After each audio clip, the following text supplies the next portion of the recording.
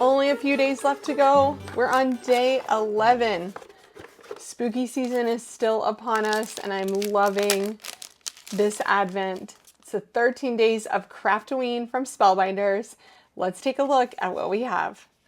And it's a haunted house. Wow, and this is a super simple one to cut out because you literally have two dies.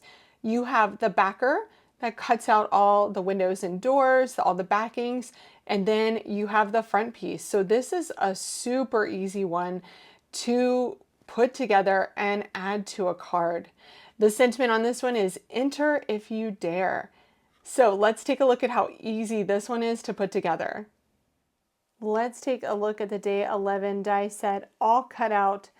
Only two dies, but lots of possibilities here. So you have your backer piece, which I cut out of both Peridot and this yellow here, but you also have the main house piece that cuts out all of the windows, gives lots of texture to the roof line, and then that also has the bat at the top too, so you can cut those out at the same time. Now, if you want your door a different color than all of the windows, then what you can do is cut just the bottom portion that has the door etching here. So just cut this bottom portion out of whatever color you want your door to be.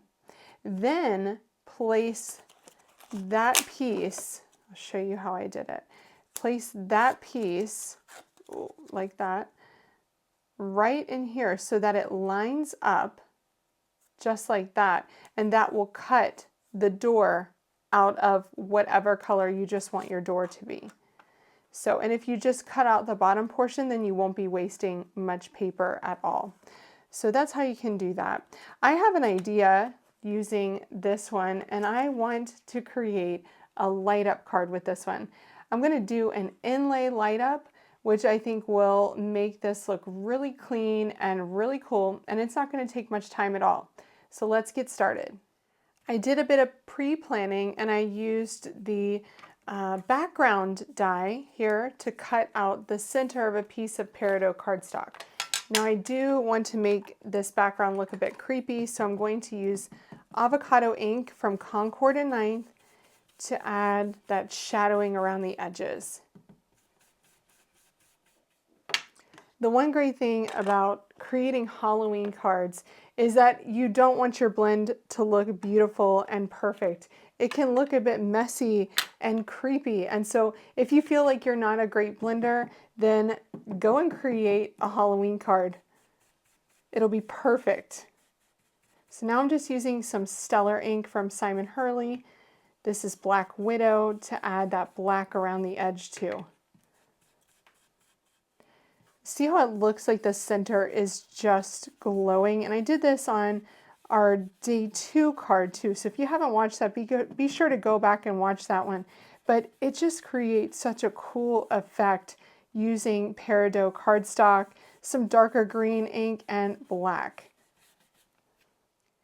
Next, I'm going to stamp Happy Halloween just under the opening for my haunted house.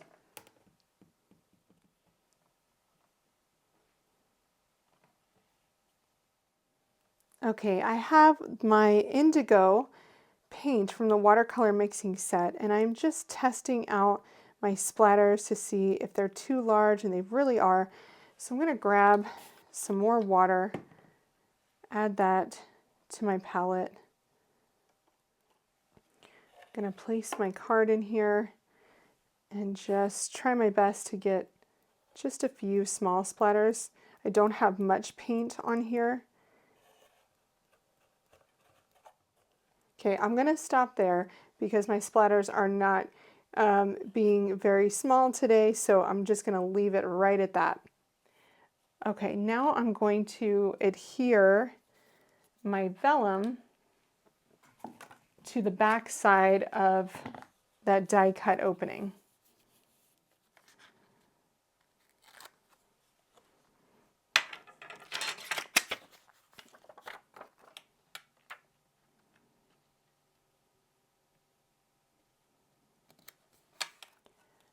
Okay, now I have my Pear Blossom Press one light. This is a 5-pack that I have. It includes 5 units and with 1 light each, and then a battery for each one as well, which I love that. So I'm going to go ahead and take off one of these batteries and place it positive on the positive.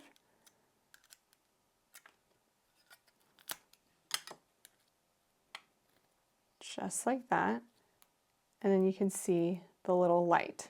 Okay, so we just have to figure out where we want to place the light. I'm going to place the push just below the word Halloween.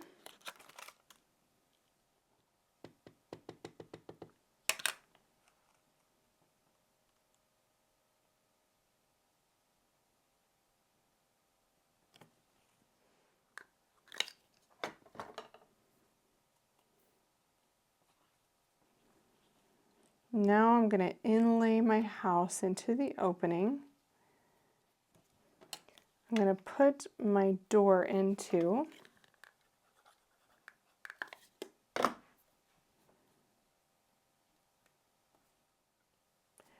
So once I figured out exactly where that one light needed to go, I'm just placing some pencil marks around there, and then I'm going to put my nice strong adhesive from scrapbook.com right there.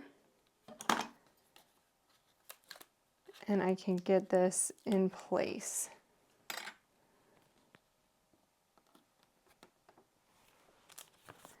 Now I've put 2mm then 1mm foam adhesive on the back, and that's because I didn't have 3mm black, so this is a little bit of a Frankenstein here. However, it does work. So if you have 3mm foam adhesive, I definitely recommend that you use that. It's the same kind of thickness that you would use for your shaker cards.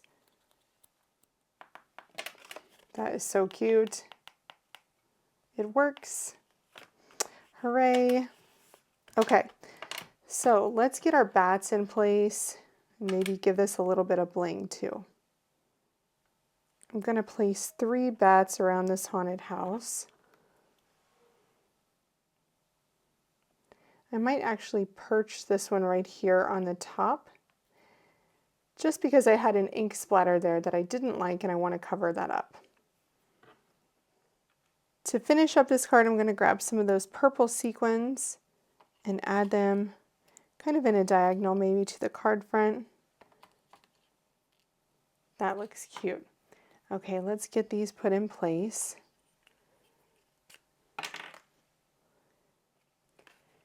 And that is the day 11 card for the 13 days of Craftoween, my friends. How fun is that? Thanks so much for joining me as I shared the day 11 die set from the 13 Days of Craftoween Advent Calendar and the spooky haunted house card I created with it. Although the kit is sold out at Spellbinders, check your favorite online or local retailer to find out if they have it in stock, and discover all of the additional products that I used to create this card in the video description below. Be sure to subscribe to my channel and hit the bell to turn on notifications so that you won't miss the rest of my Craftoween videos. And leave a comment letting me know what you think about this card. Thanks so much for watching, and happy creating!